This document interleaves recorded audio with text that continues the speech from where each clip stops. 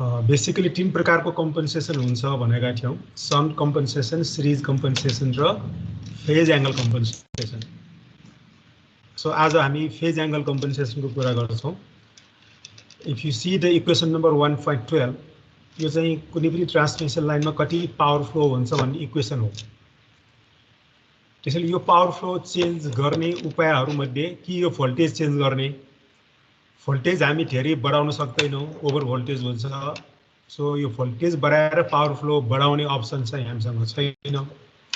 कि यो रिएक्टेन्स घटाउनु पर्यो अनि पावर फ्लो बढ्छ, कि यो पावर एंगल डेल्टा बढाइदियो भने चाहिँ पावर फ्लो बढ्छ। सो यो फेज एंगल कम्पनसेसन टेक्निकमा हामी यो पावर एंगल डेल्टा बढाउँछौं, बढाएर पावर फ्लो बढाउने काम गर्छौं। यो डेल्टा भनेको phase difference between VS and VR हो। यो कस्तो बेला युजफुल हुन्छ भने फेज एंगल कम्पनसेसन, सपोज एउटा ट्रान्समिसन लाइन छ जुन लाइनले नेपालको पावर सिस्टम र इन्डियाको पावर सिस्टम लिंक गरेको छ र दुई देशको बीचमा एउटा एग्रिमेन्ट छ, साँझ यति बेलादेखि यति बेलासम्म 80 मेगावाट पावर चाहिँ नेपालले इन्डियालाई दिनुपर्छ, फ्लो गराउनुपर्छ भन्ने त्यस्तो एग्रिमेन्ट छ भने त्यो लाइनको रिएक्टेन्सको कारणले जुन नेचुरल पावर फ्लो हुन्छ, किनभने इन्डियाको एउटा VR भोल्टेज हुन्छ, नेपालको VS भोल्टेज हुन्छ र कुनै लाइन रिएक्टेन्स हुन्छ। यो नेचुरल लाइन रिएक्टेन्सको कारणबाट जति पावर फ्लो हुन्छ त्यो कन्ट्र्याक्ट अमाउन्ट अफ पावर फ्लोसँग नमिल्न सक्छ। त्यसो गर्नलाई हामी यो फेज एंगल चेन्ज गरेर त्यो desire amount of power flow लाइनमा हामी चेन्ज गर्न सक्छौं। र यो फेज एंगल कम्पनसेटरलाई फेज शिफ्टर पनि भनिन्छ। यसको बेसिक आइडिया के हो भने सेन्डिङ एन्डमा एउटा फेज शिफ्टर भन्ने भोल्टेज सोर्स सिरिजमा कनेक्ट गर्ने। यो फेज शिफ्टर भनेको कुनै पावर इलेक्ट्रोनिक्स अथवा इन्भर्टरबाट आएको भोल्टेज V सिग्मा हुन सक्छ, त्यसलाई ट्रान्समिसन लाइनको सिरिजमा एड गरिदिने। त्यसो गरेपछि के हुने भने यो पोइन्टको भोल्टेज भनेको VS phasor plus V sigma phasor हो। त्यसैले सेन्डिङ एन्डको इफेक्टिभ भोल्टेज VS इफेक्टिभ हुने हो। र यो VS इफेक्टिभको मेन फंक्सन के हो भने यहाँको भोल्टेज भन्दा यहाँको भोल्टेजको म्याग्निट्युड बढाउने होइन कि यो VS इफेक्टिभ र VR को फेज एंगल बढाउने हो। म्याग्निट्युड बढाउँदैन यसले, म्याग्निट्युड बढायो भने त फेरि ओभर भोल्टेज हुन्छ। सो यहाँ भनेको त function of the phase shifter is to change the phase angle between VS effective and VR, keeping the magnitude चाहिँ यसको magnitude nearly equal to VS सँगै बराबर हुने गरी हामी यो फेज शिफ्टर चाहिँ इन्ट्रोड्युस गर्छौं। सो हामीले म्याथमेटिकली V सिग्मा फेजरलाई series voltage added in series with VS so that VS effective is the phasor sum. यहाँ पे एउटा फेजर साइन हुनुपर्छ, फेजर सम अफ यति। त्यो सम पनि हुन सक्छ, चाहिएको बेलामा पावर फ्लो घटाउनु पर्यो भने माइनस पनि हुन सक्छ। So plus or minus V sigma add गर्छौं हामी। That means two types of phase angle compensator can be implemented: positive phase shifter and negative phase shifter. अब यसको फेजर डायग्रामबाट हामी डिटेलमा यो फेज एंगल कम्पनसेसनले कसरी काम गर्छ भन्ने कुरा स्टडी गर्छौं।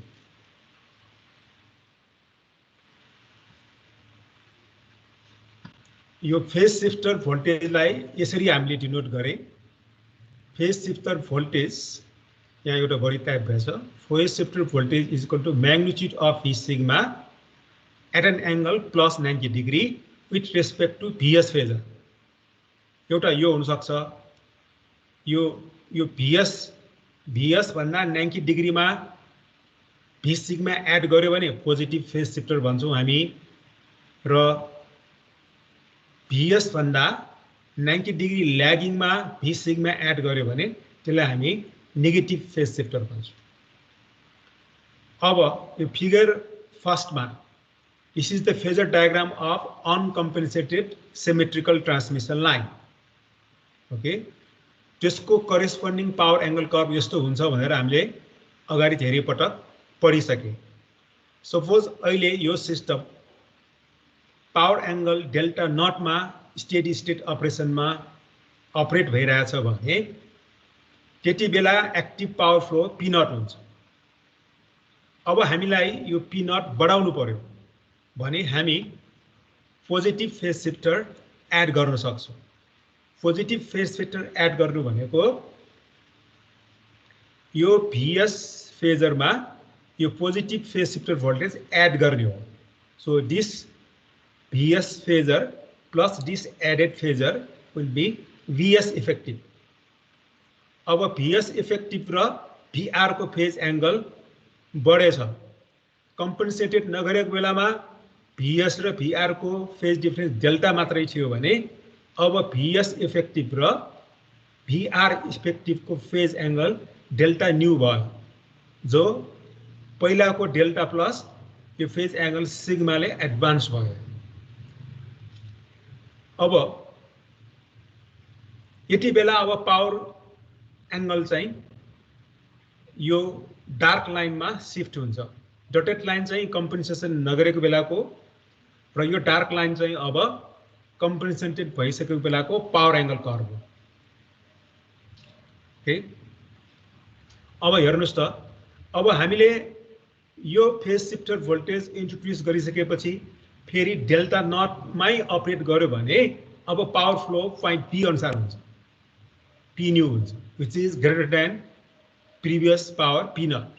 So it is clear from this phasor angle, this phasor diagram, waveform that if we introduce this positive phase shifter for same value of power angle delta naught, the power flow will increase to P nu.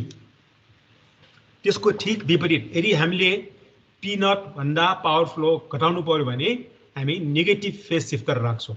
So this is the initial VS, यो पहिलोको भन्दा उल्टो डाइरेक्सनमा V sigma add गर्यो, that is negative phase shifter voltage, then effective voltage will be given by this phasor. अब केबाट यो नयाँ phase angle भनेको यो पुरानो डेल्टा भन्दा कम भयो, कटिले कम भयो, सिग्मा एंगलले कम भयो। त्यसैले अब नयाँ पावर एंगल कर्भ अगाडि शिफ्ट हुन्छ, शिफ्ट बाई सिग्मा एंगल। अब हामीले फेरि यो सिस्टमलाई पहिलेकै पावर एंगल डेल्टा नट मा अपरेट गर्यो भने पावर फ्लो P न्यू चाहिँ P नट भन्दा कम हुन्छ, corresponding to the point C. So this is the basic principle of phase angle compensator.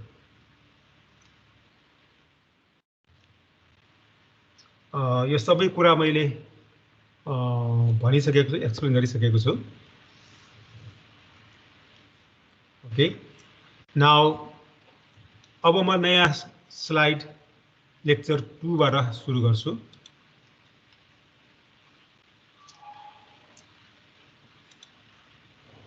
यो लेक्चर 2 को पीपीटी देखेको हो, एकजनाले आन्सर गर्छ त? देखिरहेको छ, देखिरहेको छ। ओके, अब लेक्चर 2 चाहिँ हामी चाहिँ स्टेबिलिटीलाई रिभ्यू गर्छौं। जुन स्टेबिलिटी तपाईले पावर सिस्टम एनालिसिसमा अलरेडी पढिसकेको छ, तर अलिकति फरक ढंगले यो फ्याक्स डिभाइसलाई हेल्प हुने गरी रिभ्यू गर्छु म। So I am going to start with what is stability in general.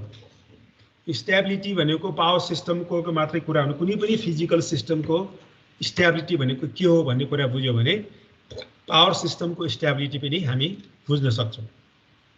यो स्लाइडमा यहाँ दुईटा फिगर देखाएको छ, एउटा यो ठूलो आकारको सिलिन्डर र अर्को यो कोनिकल आकारको सिलिन्डर।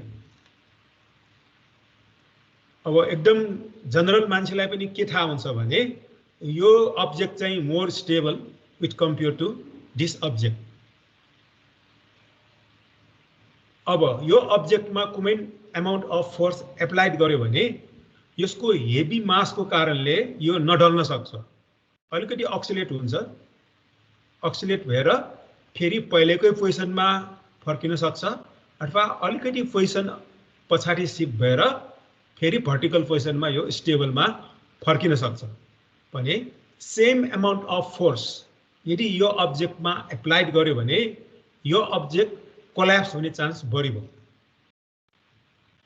ओके, त्यसैले हामीले के भन्न सक्छौं भने यो अब्जेक्टको स्टेबिलिटी 4 छ with compare to this object. त्यसैले हामीले के भन्न सक्छौं भने अब यहाँ यो ठुलो अब्जेक्टमा पनि यो फोर्सको म्याग्निट्युड बढाइदियो भने यो पनि ढल्छ। त्यसैले स्टेबल हुन्छ कि हुँदैन भन्ने कुरा मेनली दुईटा कुरामा भर पर्ने हो। एउटा यो अमाउन्ट अफ डिस्टर्बेन्स कति ठुलो छ त्यसमा डिपेन्ड हुन्छ स्टेबल हुन्छ कि हुँदैन भन्ने कुरा। अर्को त्यो फिजिकल अब्जेक्टको मास, त्यो मास हेभी छ भने स्टेबिलिटी राम्रो हुने हो। So this is the concept of stability in general for any physical object. त्यस्तै गरी अब हामी पावर सिस्टममा पनि स्टेबिलिटी भनेको के हो भन्ने कुरा अब बुझ्न अलि सजिलो हुन्छ। सो पावर सिस्टम कस्तो हुन्छ त? There may be number of generators connected in parallel through the lines and supplying to the load, र यो इन्टरकनेक्टेड मेस पनि हुन सक्छ। यस्तोमा हामी यो सिस्टम स्टेबल भनेर के भन्छौं भने यो जेनेरेटर र यो जेनेरेटर सिंक्रोनाइजेसन भएर चलिराख्यो भने त्यो स्टेबल भन्छ। यदि अब पावर सिस्टममा डिस्टर्बेन्स भनेको के हुन्छ त भन्दाखेरि ठूलो लोड एड गर्यो भने त्यो पनि डिस्टर्बेन्स हो। ओके, सपोज एउटा जेनेरेटर चाहिँ फल्ट भएर आउट अफ अपरेसनमा गयो त्यो पनि डिस्टर्बेन्स हो। ओके, यो जेनेरेटर चलिरहेको थियो तर यो लाइन आउट भयो भने त्यो पनि डिस्टर्बेन्स भयो। So there are so many disturbance in a power system. अब स्टेबल अपरेसनमा चलिरहेको पावर सिस्टममा कुनै पनि ठूलो एउटा डिस्टर्बेन्स आयो भने यो पावर सिस्टमको थुप्रै प्यारामिटरहरू अक्सिलेट हुन्छ। फर एक्जाम्पल फ्रिक्वेन्सी अक्सिलेट हुन्छ, भोल्टेजको म्याग्निट्युड अक्सिलेट हुन्छ, power flow in the line oscillate हुन्छ। यदि त्यो पावर सिस्टमको स्टेबिलिटी क्यापेसिटी बलियो छ भने केही अक्सिलेसनहरू भएर फेरि यो स्टेबल अपरेसनमा फर्किन सक्छ। र स्टेबल अपरेसन भनेको के हो भने at steady state operation power generated is equal to power consume by the load resulting in constant frequency operation. Constant frequency operation भनेको कन्स्टेन्ट स्पिड हो। कन्स्टेन्ट स्पिड भएपछि फ्रिक्वेन्सी पनि कन्स्टेन्ट हुन्छ। If a large load delta P is switch on at t is equal to 0 यो सिस्टममा there will be mismatch between power generation. के त mechanical power input पानी त त्यतिकै फ्लो भइरहेको थियो तर यो पावर इलेक्ट्रिकल लोड यहाँ स्विच अन गर्यो भने अब के हुन्छ electrical power will be more than the mechanical power input in the system. So there will be mismatch between power generated and power consumed and the speed and frequency of the generated voltage decreases. There will be some oscillation in many parameters of the system. यदि त्यो oscillation system को capacity अनुसार बिस्तारै die out हुन्छ भने system चाहिँ स्टेबलमा फर्किन सक्छ।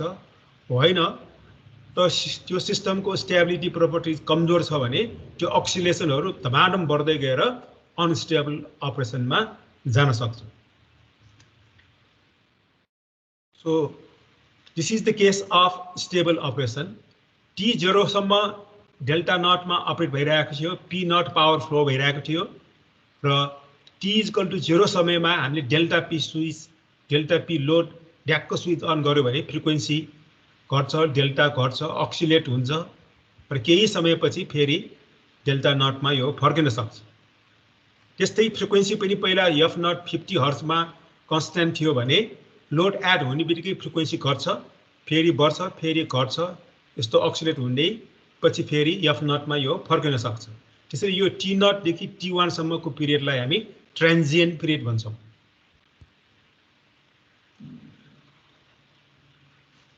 इन जनरल पावर सिस्टम को स्टेबिलिटीलाई हामी दुई प्रकारमा क्लासिफाई गर्न सक्छौं, steady state stability and transient stability. Steady state stability भनेको सिस्टममा सानो सानो लोडहरू चेन्ज भएको कारणले जुन अक्सिलेसन हुन्छ त्यसलाई कोप गरेर फेरि स्टेबल अपरेसनमा फर्कन सक्ने क्यापासिटीलाई स्टेडी स्टेट स्टेबिलिटी भनिन्छ। So stability of the system against small disturbance on the system. र ट्रान्जिएन्ट स्टेबिलिटी भनेको stability of the system against large disturbance. Large disturbance भनेको के हुन सक्छ? Short circuit in the line, sudden shutdown of a generator, sudden opening of a circuit breaker of a transmission line. यस्तो भयो भने यो ठुलो डिस्टर्बेन्स हो। तर जनरली लोड एउटा चेन्ज भयो भने त्यो चाहिँ सानो लोड चेन्ज हो, त्यो चाहिँ स्मल सिग्नल स्टेबिलिटी भन्छ।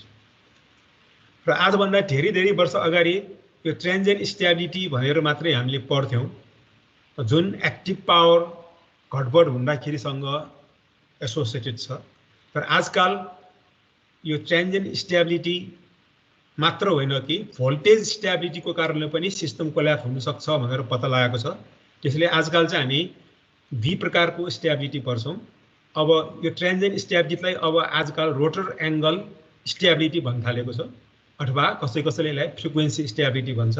यो एक्टिभ पावरको मिसम्याचको कारणले स्टेबिलिटी लुज हुन्छ भने अर्को टर्म्स हो भोल्टेज स्टेबिलिटी। यो चाहिँ रिएक्टिभ पावरको मिसम्याचको कारणले सिस्टम कोल्याप्स हुन्छ भने त्यसलाई चाहिँ हामी यो भोल्टेज स्टेबिलिटी अन्तर्गत गर्छौँ। अब हामी यो कोर्समा यो रोटर एङ्गल स्टेबिलिटी र भोल्टेज स्टेबिलिटीको बेसिक रिभ्यूहरू गर्छौँ। त्यो गर्नुभन्दा अगाडि यो concept of active power frequency reactive power भोल्टेजको टाइ अप बारे बुझ्नु एकदम जरुरी छ। यो धेरैले बुझेको हुँदैन यो कन्सेप्ट। धेरैले के थाहा हुन्छ भने एक्टिभ पावर बढ्यो भने फ्रिक्वेन्सी घट्छ, रिएक्टिभ पावर बढ्यो भने भोल्टेज घट्छ, यो चाहिँ थाहा हुन्छ। तर किन हुन्छ भन्ने कुरा धेरैलाई थाहा नहुन सक्छ। तर बेसिक कुरा के हो भने एक्टिभ पावर बढ्यो भने फ्रिक्वेन्सीलाई मात्रै असर गर्छ, त्यो एक्टिभ पावर बढेको कारणले भोल्टेजलाई खासै असर गर्दैन। र त्यसको ठिक उल्टो रिएक्टिभ पावर बढ्यो भने भोल्टेजलाई असर गर्छ तर फ्रिक्वेन्सीलाई असर गर्दैन। यति कुरा पनि सबैले थाहा हुन्छ, तर किन त्यस्तो भएको त भन्ने कुरा थाहा हुँदैन। अब अलिकति डिटेल बुझ्न खोजौँ किन त्यस्तो भएको हो त। So this is the control circuit diagram of A usual power generating unit. यहाँ बी प्रकारको क्लोज लुप कन्ट्रोल छ। एउटा पीएफ कन्ट्रोल लुप भन्छ, अर्को क्यूभी कन्ट्रोल लुप भन्छ। यो पीएफ कन्ट्रोल लुपले एक्टिभ पावर घटबड हुँदाखेरि फ्रिक्वेन्सी कसरी कन्ट्रोल गर्ने भन्ने कन्ट्रोलर हो यो भने, यो क्यूभी लुप भनेको रिएक्टिभ पावरको घटबडको कारणले भोल्टेजलाई कसरी कन्ट्रोल गर्ने भन्ने लुप हो। सबभन्दा पहिला यो पीएफ लुपलाई बुझ्न खोजौँ। यसले स्पिड चेन्ज गरिरहेको हुन्छ कन्टिन्युअसली। जब सिस्टममा दुई प्रकारको लोड हुन सक्छ, एक्टिभ पावर र रिएक्टिभ पावर। यदि यो एक्टिभ पावर बढ्यो भने स्पिड घट्छ अथवा फ्रिक्वेन्सी घट्छ। त्यसैले स्पिड चेन्ज गर्छको साथै फ्रिक्वेन्सी चेन्ज गरेर रेफरेन्स फ्रिक्वेन्सीसँग कम्पेयर गरे पनि हुन्छ, अथवा स्पिड चेन्ज गरेर रेफरेन्स स्पिडसँग कम्पेयर गरे पनि हुन्छ। सो यो कम्पेरेटरले एउटा यदि एक्टिभ पावर बढ्यो भने फ्रिक्वेन्सी चाहिँ घट्छ, you will get some error here. त्यो इररलाई हामी पीआई कन्ट्रोलरमा पास गर्छौँ। त्यो पीआई कन्ट्रोलरले यो भल्भलाई कमान्ड सिग्नल पठाउँछ र पानीको एमाउन्ट चाहिँ बढी पठाउँछ। यसले टर्बाइनमा पानीको एमाउन्ट बढी गएपछि फेरि स्पिड राइज हुन्छ र स्पिड राइज भएर फेरि रेफरेन्स स्पिडसँग बराबर भयो भने इरर जिरो हुन्छ। त्यसपछि यो कन्ट्रोलरले अब काम गर्नु पुग्यो भनेर काम गर्न छोड्छ।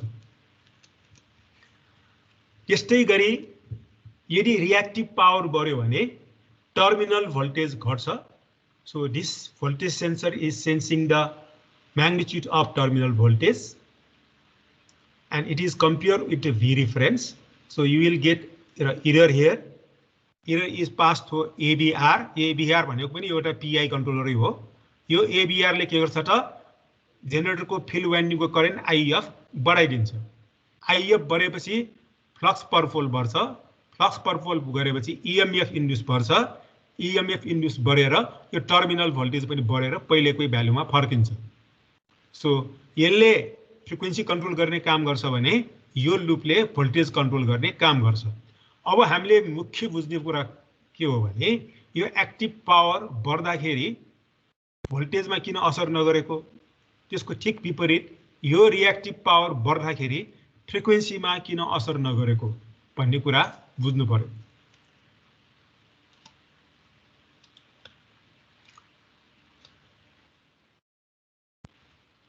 ओके, यो डायग्राम फेरि यहाँ सानो भए पनि यहाँ रिपिट गरेको छ। यो लोडले जुन आइएल भन्ने लोड करेन्ट तान्छ नि, त्यसको दुईटा कम्पोनेन्ट्स हुन्छ इन्डक्टिभ लोडको लागि। एउटा इन फेज कम्पोनेन्ट र अर्को 90 डिग्री ल्यागिङ कम्पोनेन्ट्स। यो चाहिँ एक्टिभ पावरसँग प्रोपोर्सनल करेन्ट हो भने यो चाहिँ रिएक्टिभ पावरसँग प्रोपोर्सनल करेन्ट हो। त्यसैले इन्डक्टिभ लोडको लागि भोल्टेज भन्दा करेन्टको वेभ फर्म से फाइ एंगलले ल्यागिङ छ। ओके, र हामीलाई इन्डक्सन मोटरको थ्योरी अनुसार यो पनि थाहा छ कि सपोज यो आइएक्स भन्ने जुन करेन्ट छ अथवा यो आइएल भन्ने करेन्ट 3 फेज हो। सो यहाँ मैले आइएल एबीसी करेन्ट भनेर भनेको छु। यो करेन्ट कहाँबाट फ्लो हुन्छ त? यो स्टेटर वाइन्डिङको कन्डक्टरहरूबाट फ्लो हुन्छ। यो 3 फेज करेन्टले एयर ग्यापमा रोटेटिङ म्याग्नेटिक फोर्स क्रिएट गर्छ। ओके, त्यसैले यो सिस्टममा यो रोटरलाई टर्बाइनले घुमाइरहेको छ सिन्क्रोनस स्पिडमा भने यो करेन्टले यो iron korma rotating magnetic field produce गरेको छ, त्यो पनि सिन्क्रोनस स्पिडमा घुम्छ। सपोज तलको इनलार्ज डायग्राममा हेर्यो भने this is the north pole of the rotor and this is the south pole and north pole of the rotating magnetic flux. त्यसै यो नर्थ पोल पनि सिन्क्रोनस स्पिडमा घुमेको, यो साउथ पोल पनि सिन्क्रोनस स्पिडमा घुमिरहेको छ। Okay, so there will be magnetic force of attraction between north pole and south pole. त्यसलाई हामी म्याग्नेटिक टाई अप भन्छौँ, म्याग्नेटिक टाई अप भन्छौँ। यदि यो लोड करेन्ट बढ्यो भने यो आइएक्स पनि बढ्छ। त्यसैले यो रोटेटिङ म्याग्नेटिक फिल्डको पोल स्ट्रेन्थ एन एस र एन को पोल स्ट्रेन्थ बढ्छ। बढेपछि यो म्याग्नेटिक टाई के हुन्छ त? बढ्छ। अनि टर्बाइनलाई त्यो रोटरलाई घुमाउन गाह्रो पर्छ अनि स्पिड घटिदिन्छ। यदि स्पिड फेरि बढाउनु छ भने टर्बाइनमा बढी पानी पठाउनु पर्छ। त्यसैले यो म्याग्नेटिक टाई अप को कारणले स्पिडलाई असर गरेको हो। ओके, यदि रिएक्टिभ लोड मात्रै बढेको भए के हुन्थ्यो त? यो आइवाई मात्रै बढ्छ। ओके, यो रोटेटिङ म्याग्नेटिक फिल्ड चाहिँ यो आइएल को रियल कम्पोनेन्टको कारणबाट आएको हो र यो नर्थ पोल र साउथ पोल यहाँ फेस टु फेस छ। यदि आइएक्स फ्लो नभइकन यो लोडमा प्योरली इन्डक्टिभ लोड मात्रै स्विच अन गरेको भए सिचुएसन यस्तो हुन्थ्यो।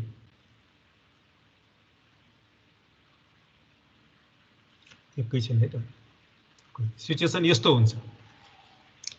म फेरि दोहोऱ्याउँछु। इन फेज करेन्टले यो नर्थ पोल र साउथ पोल सँगै पार्छ भने अब 90 डिग्री ल्यागिङ करेन्ट फ्लो भयो भने यो साउथ पोल पनि 90 डिग्री ल्यागिङ हुन जान्छ। त्यसैले 90 डिग्री ल्यागिङ करेन्टले रोटेटिङ म्याग्नेटिक फ्लक्स प्रोड्युस गर्छ, त्यसको त्यो पोलारिटी चाहिँ पहिलोको भन्दा 90 डिग्री पछाडि पर्छ। अब यो नर्थ पोल र यो साउथ पोलको फोर्स अफ एट्र्याक्सन हुँदैन, 90 डिग्रीमा छ। त्यसैले यो साउथ पोलको स्ट्रेन्थ जतिसुकै बढे पनि स्पिड घट्नेवाला छैन, किन there is no magnetic tie between this north pole and this south pole. त्यसैले 90 डिग्री ल्यागिङ करेन्ट बढ्यो भने टर्बाइनलाई असर गर्दैन। तर यो 90 डिग्री ल्यागिङ करेन्ट जुन लाइनमा फ्लो हुन्छ नि, त्यसले यो स्टेटर वाइन्डिङको इम्पिडेन्समा भोल्टेज ड्रप त क्रिएट गर्छ, भोल्टेज त घटाउँछ नै। त्यसैले यो 90 डिग्री ल्यागिङ करेन्टले चाहिँ भोल्टेजलाई घटाउँछ भने इन फेज करेन्ट आइएक्सले फ्रिक्वेन्सीलाई घटाउँछ। अब यो वास्तविक पावर सिस्टममा यो दुईटा लुप सँगसँगै एक्सनमा आउँछ। अब यसलाई हामी यसरी बुझ्छौँ। सपोज एक्टिभ पावर बढ्यो, एक्टिभ पावर बढ्यो भने यो आइएक्स पनि बढ्छ नि त। आइएक्स बढ्यो त्यसको कारणले पनि भोल्टेज ड्रप हुन्छ। त्यो भोल्टेज ड्रपलाई यसले चेन्ज गरिरहेछ। त्यसैले एक्टिभ पावर बढ्यो भने यो लुपले पनि काम गर्ने भयो, फ्रिक्वेन्सी घटेर यो लुपले पनि काम गर्ने भयो। ओके, अब रिएक्टिभ पावर मात्रै बढ्यो भने भोल्टेज मात्रै घट्ने भयो, फ्रिक्वेन्सी त कम नहुने भयो। त्यसैले यो लुपले काम गर्दैन, यो लुपले मात्रै काम गर्छ। त्यसैले यो दुईटै लुप सँगै राख्दाखेरि भोल्टेज र फ्रिक्वेन्सी दुवै कन्ट्रोल हुन जान्छ। त्यसैले सारांशमा बुझ्नुपर्ने के हो भने एक्टिभ पावरको कारणले फ्रिक्वेन्सी गडबड हुन्छ भने रिएक्टिभ पावरको कारणले भोल्टेजको म्याग्निट्युड गडबड हुन्छ।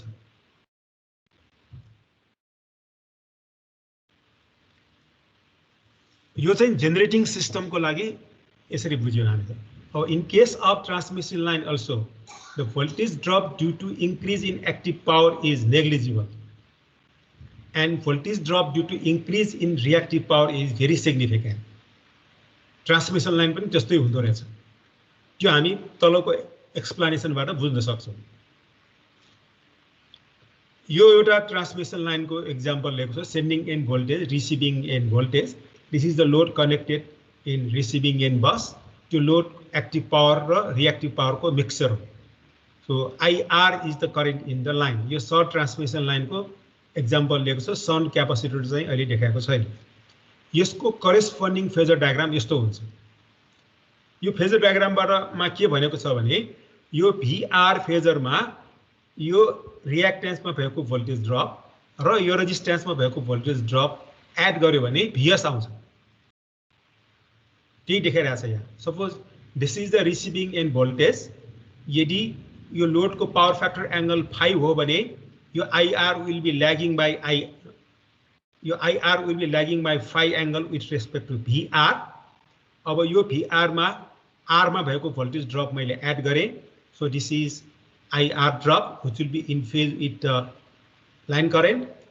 यहाँ भएको भोल्टेज ड्रप फेरि एड गर्नु पर्यो, यो हो which is 90 degree out of phase with this current, and so VR phasor plus this voltage drop plus this voltage drop give us the phasor of sending end voltage.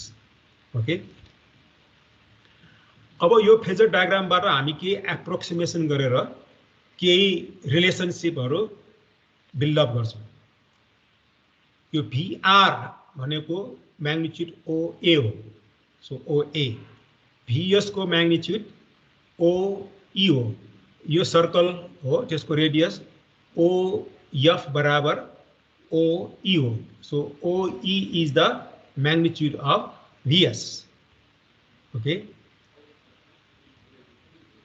अब मैले के गर्छु भने यो D देखि E सम्मको length त एकदम सानो छ with compare to this total length.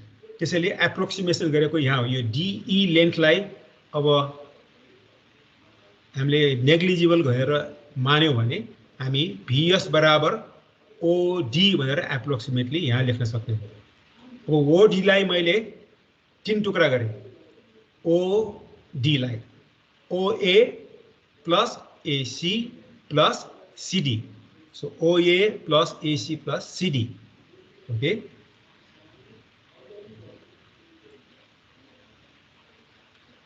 यो OD भनेको OA भनेको VR हो, OA भनेको VR, AC प्लस CD लाई एज इट इज राखे। अब यो रेक्टेंगलमा CD को मैग्निट्यूड बराबर GS को मैग्निट्यूड हो। सो यो VR लाई यता लगे VS माइनस VR। यो VS माइनस VR भनेको voltage drop in the line हो। That is equal to AC को AC, CD को ठाउँमा GS राखे मैले। CD को ठाउँमा GS राखे। ओके। और magnitude of voltage drop in the line भनेको अब AC प्लस GS हो। अब यहाँ ध्यान दिएर हेर्नु होला। From the right angle triangle ACG यो एंगल हो, यो हाइपोटेन्युस हो, यो बेस हो, यो परपेंडिकुलर हो। यस अनुसार हामीले AC को भ्यालु यो बेस हो। त्यसैले यो hypotenuse IR into X into cos phi भनेर लेख्न सक्छौं भने from the another right angle triangle GHF भनेको GHF यो एंगल र यो एंगल बराबर हुन्छ ज्योमेट्रीबाट हेर्यो भने। त्यसैले यो एंगल को लागि यो परपेंडिकुलर हो। त्यसैले यो परपेंडिकुलर GH भनेको यो voltage drop into sin phi। Okay. त्यसैले अब भोल्टेज ड्रपलाई मैले AC को भ्यालु यो GH को भ्यालु यो सब्स्टिट्युट गर्यो भने भोल्टेज ड्रपको म्याग्निट्युड 80 आउँछ। अब यो यता साइडतिर के भनेको छ voltage drop due to active power this is the voltage drop due to active power हो R सँग सम्बन्धित छ। This is voltage drop due to reactive power X सँग सम्बन्धित छ। हामीले के भन्छौं यहाँ के भनेको छ voltage drop due to active power भनेको यो part is very less than voltage drop due to reactive power यो पार्ट। किन त्यस्तो भन्छौं भने ट्रान्समिसन लाइनमा X को भ्यालु धेरै हाई हुन्छ R को भ्यालु एकदम लो हुन्छ। यो X चाहिँ 10 टाइम बढी 15 टाइम्स बढी हुन सक्छ नि तपाईले न्युमेरिकलहरु गर्दाखेरि याद होला। त्यसैले यो X चाहिँ धेरै ठूलो विथ कम्पेयर टु R भएकोले यसलाई हामी नेग्लिजिबल भन्ने। ओके तर डिस्ट्रिब्युसन लाइनमा यो R र X बराबर R नै ठूलो हुन सक्छ। त्यसैले यो थ्योरी डिस्ट्रिब्युसन लाइनमा लागू हुँदैन। त्यसै ट्रान्समिसन लाइनको लागि हामीले के भन्छौं त अब VR is equal to VS minus यो voltage drop. Okay. So यो एनालाइसिस बाट के थाहा भयो भने ट्रान्समिसन लाइनमा पनि एक्टिभ पावर बढ्यो भने थोरै मात्रै भोल्टेज ड्रप हुन्छ तर रिएक्टिभ पावर बढेको कारणले धेरै भोल्टेज ड्रप हुन्छ। ओके यति कन्सेप्ट बुझेपछि अब हामी रोटर एंगल स्टेबिलिटी अथवा फ्रिक्वेन्सी स्टेबिलिटीलाई रिभ्यू गर्छौं। त्यसको लागि एउटा सानो पावर सिस्टम यहाँ एक्जाम्पल लिएको छ। So this is the generator driven by the shaft of the turbine. So mechanical power input from the turbine is PM. र यो जनरेटरले इलेक्ट्रिकल पावर जेनेरेट गर्छ that will be delivered to the load. So PE is the electrical power output from the generator and consumed by the load. र stable अपरेसनमा के हुन्छ भने input power is equal to output power plus some power loss in the system. So यसलाई हामी power balance equation भन्छौं। Suppose यो system चाहिँ steady state अपरेसनमा चलिरहेको थियो, कन्स्ट्यान्ट स्पिडमा चलिरहेको थियो, कन्स्ट्यान्ट फ्रिक्वेन्सीमा चलिरहेको थियो र यो पावर ब्यालेन्स इक्वेसन स्याटिस्फाइड भइरहेको थियो। यदि इन केस हामीले यो मेकानिकल पावर इनपुट बढाइदिए यो लोडलाई त्यतिकै राखेर भने अब के हुन्छ if input is greater than output plus losses then system will accelerate र यो स्टेबलमा पनि हुन सक्छ धेरै चान्स चाहिँ अब अनस्टेबलमा जान सक्छ।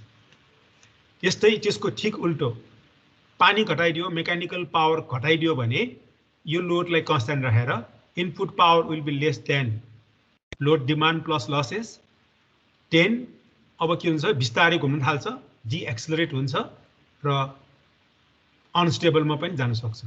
यदि टर्बाइनको गभर्नरले फास्ट रेस्पोन्स गर्यो भने यो दुवै केसमा फेरि स्टेबल अपरेसनमा फर्किन सक्छ।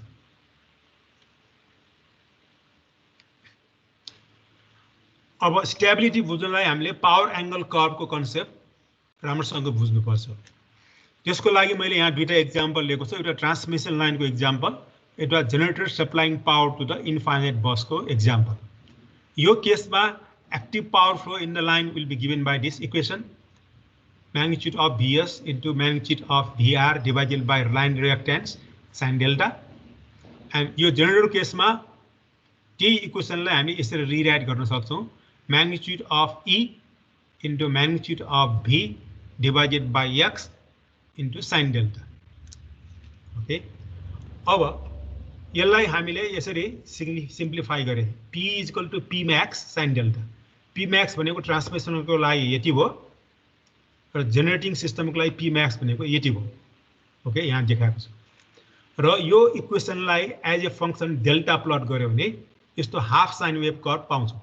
यसलाई हामी पावर एंगल कर्व भन्छौं र यहाँबाट के क्लियर छ भने डेल्टा 0 पार्यो भने पावर फ्लो हुँदैन। डेल्टालाई 90 डिग्री बढायो भने म्याक्सिमम पावर फ्लो हुन्छ, फेरि 90 डिग्री भन्दा बढायो भने पावर फ्लो फेरि कम हुन्छ। त्यसैले when delta is 90 degree, power delivered is maximum, but this operating point is very dangerous from the stability point of view. यदि maximum power flow बनाउने भनेर यो पोइन्टमा अपरेट गर्यो भने अब सिस्टममा एउटा सानो लोड मात्रै एड गरे पनि यो कोल्याप्स हुने चान्स बढी हुन्छ। त्यसैले कुनै पनि पावर सिस्टम डिजाइन हुँदाखेरि यो पिक पावरमा पावर फ्लो हुने गरी डिजाइन गर्दैन अथवा डेल्टा 90 डिग्री हुने गरी डिजाइन गर्दैन। डेल्टाको भ्यालु म्याक्सिमम 30 डिग्री राखेर चाहिँ हुने गरी चाहिँ पावर सिस्टम डिजाइन गर्ने प्र्याक्टिस छ। र यो इस्यु चाहिँ हामी पछि अर्को स्लाइडहरुमा डिटेलमा स्टडी गर्छौं किन यो 90 डिग्रीमा अनस्टेबल हुन्छ भन्ने कुरा। अब एउटा सानो एक्जाम्पल लिन्छु म। So this is a small power system, generator driven by turbine. So this is the mechanical power input to the generator from the turbine, and it is delivering to the infinite bus. भनेको यो infinite bus पछि थुप्रै load transmission line load हुन सक्छ. So it will injecting active power to the this bus through a reactance X. Okay, यहाँको voltage को phasor यस्तो हो, E magnitude at an angle delta र यो इन्फाइनाइट बस को भोल्टेजलाई रेफरेन्स फेजर लिएको छ V at an angle 0. Okay, यसको पावर एंगल कर्व प्लट गर्यो भने अघि भने जस्तै यस्तो आउँछ। यो P max भनेको magnitude of E into magnitude of V divided by X हो। Okay, suppose this system is operating at initially at delta naught, यो बीचको भाइ। त्यति बेला उले पावर ट्रान्समिसन चाहिँ PE बराबर P नट गरेको छ। त्यो चाहिँ मेकानिकल पावरसँग बराबर हुन्छ र कन्स्टेन्ट स्पिडमा घुम्छ। यदि if the power delivered to the infinite bus is decreased to P1, त्यो चाहिँ हामी पानी घटाएर पनि गर्न सक्छौं। decreased to P1 which corresponds to the power angle delta 1. Okay, यहाँ पठाएको पावर चाहिँ घट्यो तर मानौ यो मेकानिकल पावर इनपुट चाहिँ कन्स्टेन्ट नै थियो भने अब के भयो, यो mechanical power input will be greater than electrical power output भनेपछि के हुन्छ त स्पिड इन्क्रिज हुन्छ अथवा रोटर एंगल डेल्टा एक्सेलरेट हुन्छ। therefore rotor angle will accelerate. Suppose यहाँ तल झरेको अब मेकानिकल पावर बढी भएको कारणले फेरि यो डेल्टा बढेर जान्छ र पावर फ्लो यो कर्व फलो गरेर बढ्छ। ओके, यहाँ पुगेपछि फेरि डेल्टा नपुगेपछि फेरि मेकानिकल पावर र इलेक्ट्रिकल पावर बराबर भएको हो, तर यहाँ आएर ढ्याक्कै एक्सिलरेसन बन्द हुँदैन किनभने यो हेभी मास अफ द रोटरले इनर्जी स्टोर गरेर राखेको थियो। त्यसैले त्यो इनर्सियाको कारणले यो पोइन्टमा पुग्ने बित्तिकै एक्सिलरेसन बन्द हुँदैन, यो पोइन्ट अझै डेल्टा नटबाट डेल्टा 2 सम्म बढेर जान सक्छ। ओके, जब डेल्टा नट भन्दा डेल्टा 2 तिर गयो यो पोइन्ट भन्दा माथि गएपछि फेरि के हो त इलेक्ट्रिकल पावर चाहिँ यो कर्वले दिन्छ, त्यो चाहिँ बढी भयो, मेकानिकल पावर कम हुन्छ, कम भयो।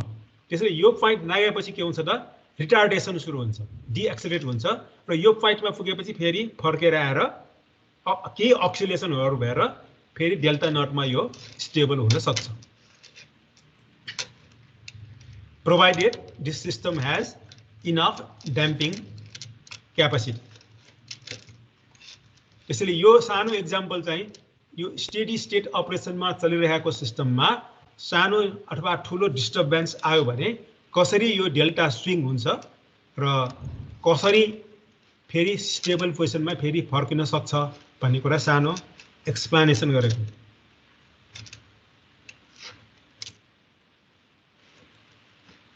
अब अर्को एक्जाम्पल दिनु।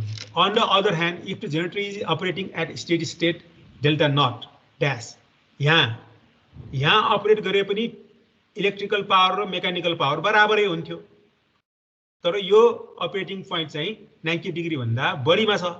सपोज यहाँ चाहिँ मिलायो, स्पिड कन्स्टेन्ट भयो किनभने मेकानिकल पावर र इलेक्ट्रिकल पावर बराबर छ।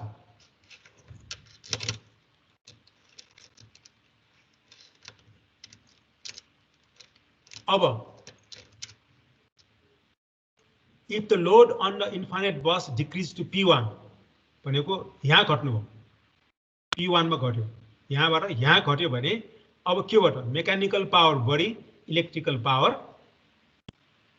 कम। ओके, त्यसैले एक्सेलरेट हुन्छ। एक्सेलरेट हुनु भनेको पावर एंगल डेल्टा बढेर जानु हो यहाँ चाहिँ एक्सिलेट हुँदाखेरि डेल्टा 1 मा झरेर एक्सिलेट भएको भनेको फेरि यतातिर गएको हो।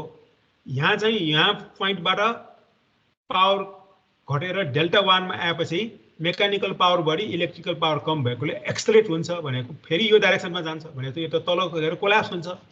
त्यसैले यो एक्जाम्पलबाट के क्लियर छ भने यदि इनिशियल अपरेटिङ पोइन्ट 90 डिग्री भन्दा बढी छ भने इट इज 100% स्योर दैट सानो डिस्टर्बेन्सले पनि अनस्टेबलमा जान्छ। त्यसैले यो 90 डिग्री अपरेटिङ पोइन्ट डेन्जरस भनेको त्यो हो। त्यसैले जनरली अपरेटिङ पोइन्ट यहाँनिर राखेर डिजाइन गरिन्छ। यहाँ राख्नु र यहाँ राख्नु इलेक्ट्रिकल पावर सेम हो भने यो डेन्जर जोनमा किन राख्छौँ हामी? यहाँ अपरेट हुने गरी सिस्टम चाहिँ डिजाइन गरिन्छ। So therefore, if the system is operated at power angle greater than 90 degree, then system will go to unstable operation when a disturbance occurs. Even the system operating at power angle delta is 90 degree will have no stability against disturbance. Therefore, system always shall be operated at a power angle less than 90 degree to have better stability.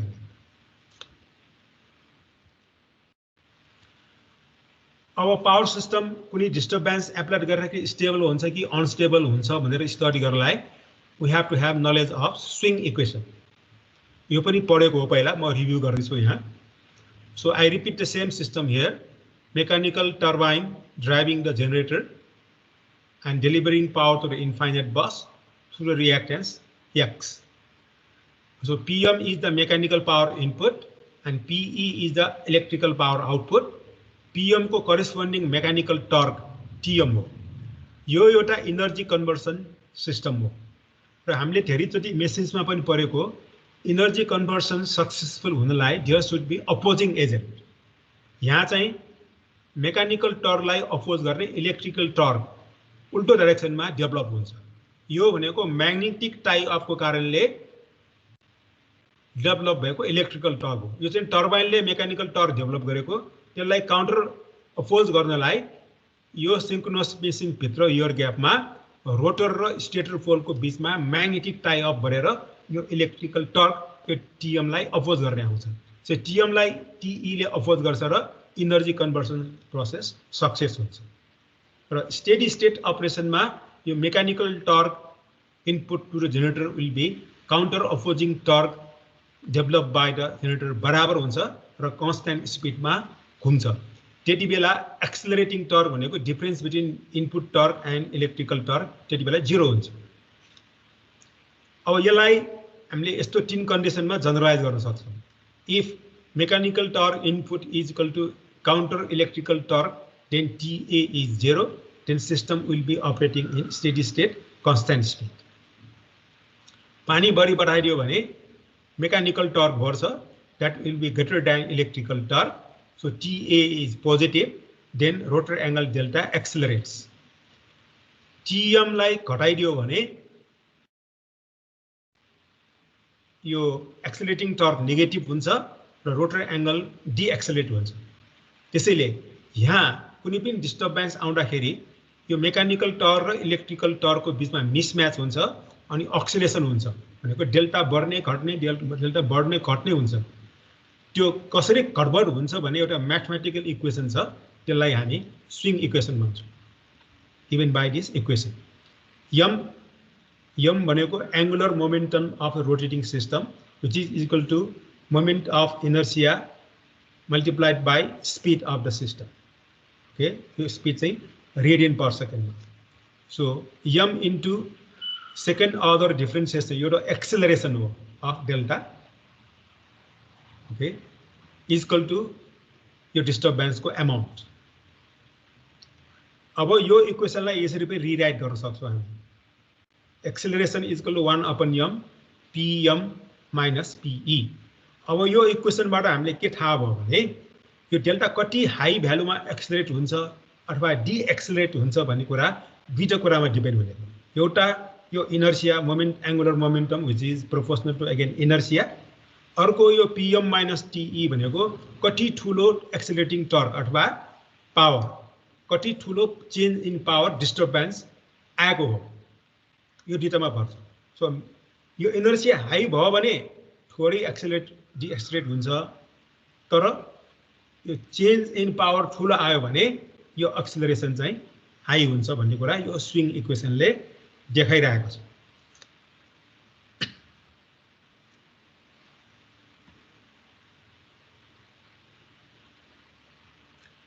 यो यहाँ त्यही कुरा repeat भएको छ तर म सरसर्ती पढ्छु यसलाई।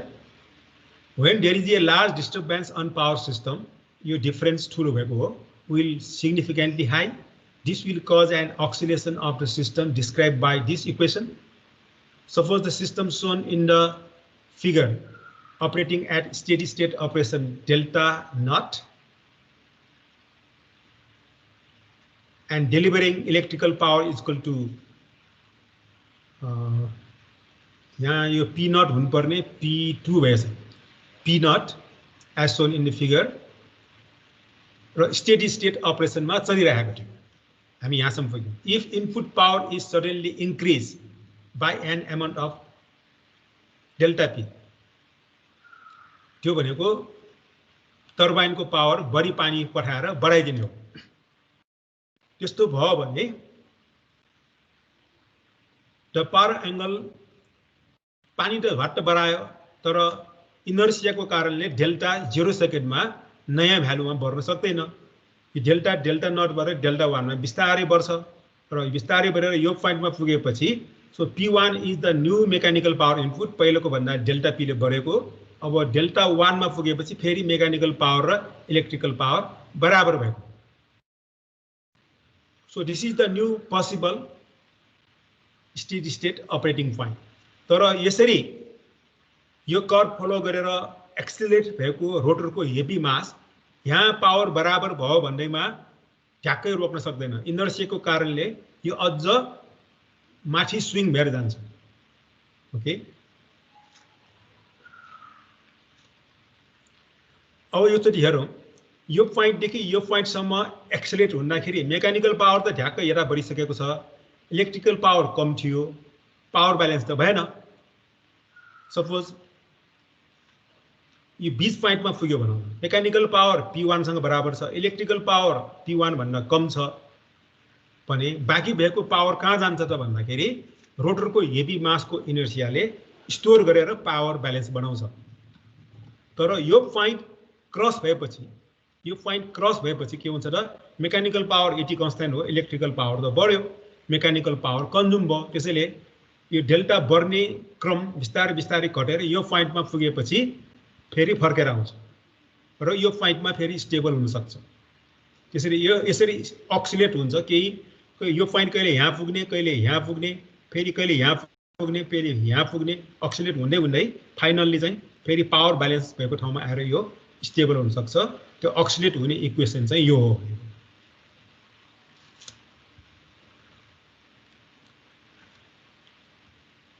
अब हामीले एउटा कुरा के थाहा छ भने सपोज यो सिस्टम सुरुमा डेल्टा नटमा अपरेट थियो। ओके, डेल्टा P भन्ने अमाउन्ट चाहिँ डिस्टर्बेन्स आयो। अब यो स्टेबल अक्सिलेट भएर स्टेबलमा फर्किन्छ कि धमाधम अक्सिलेट भएर जान्छ भनेर स्टडी गर्नलाई यो इक्वेसनलाई सल्भ गर्नुपर्ने हुन्छ र विथ रेस्पेक्ट टु टाइम डेल्टाको भ्यालु कसरी चेन्ज हुन्छ भनेर इक्वेसन सल्भ गरेर प्लट गर्नुपर्ने हुन्छ। So if you solve this equation depending upon this inertia, depending upon this magnitude, यो डेल्टा कसरी चेन्ज हुन्छ भन्ने कुरा प्लट गर्न सक्छ। त्यो प्लट गर्दाखेरि डेल्टा बढेर फेरि घटेर कन्स्ट्यान्ट भ्यालुमा बस्छ भने त्यो सिस्टम स्टेबल छ भनेर थाहा हुन्छ। होइन अब डेल्टा धमाधम बढेको बढै भयो भने चाहिँ के हुन्छ त अनस्टेबलमा जान्छ। यो अनस्टेबलमा जानु भनेको रोटरको नर्थ पोल र स्टेटरको साउथ पोलको बिचमा 90 डिग्री अपार्टमेन्टमा जाने, कुनै फोर्स अफ एट्र्याक्सनै नहुने अनि एकदम हाई स्पिडमा गएर अनस्टेबलमा जाने हो। So these are called swing curve. यो equation solve second order differential equation हो। आजकल त थुप्रै कम्प्युटर सफ्टवेयरहरू छ। यो इक्वेसन चाहिँ हामी कुनै प्रोग्रामिङ लेखेर सल्भ गर्न सक्छौँ भने आजभन्दा अब 50 वर्ष अगाडिको इन्जिनियर्सहरूलाई यस्तो कम्प्युटर प्रोग्रामिङहरू छैन, सफ्टवेयरहरू छैन। यो सल्भ गर्न धेरै गाह्रो हुन्थ्यो। यो स्टेप बाई स्टेप मेथडले सल्भ गर्थ्यो, धेरै टिडियस काम हुन्थ्यो।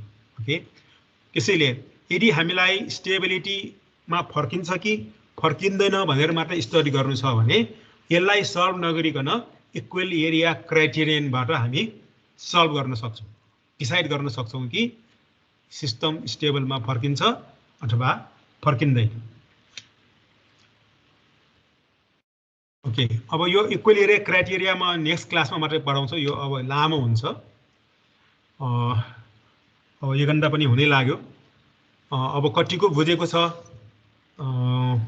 भने केही कन्फ्युजन छ भने म सोध्नलाई अब विद्यार्थीलाई ओपन गर्छु।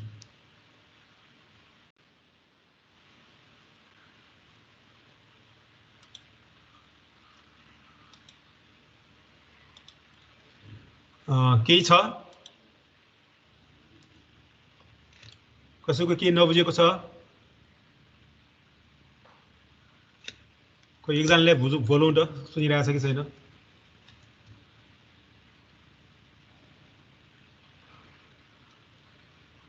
एकजनाले अनम्युट गर न कसैले। भन। बुझियो सर, ठीक छ। ठीक छ, हजुर। ओके, कसैको केही प्रश्न छैन? यो त पहिला पढेको रिभ्यू हो, त्यसैले बुझेको पनि हुनुपर्छ जस्तो लाग्छ मलाई। म पावर पोइन्ट सेयर गरिदिन्छु, यसलाई राम्रोसँग फेरि यदि घरमा दोहोऱ्याएर पढ्नु होला, नबुझेको कुरा छ भने नोट गर्नु होला, फेरि नेक्स्ट क्लासमा सोध्न सक्नुहुन्छ। ओके, अब म पावर पोइन्ट सेयर गर्छु।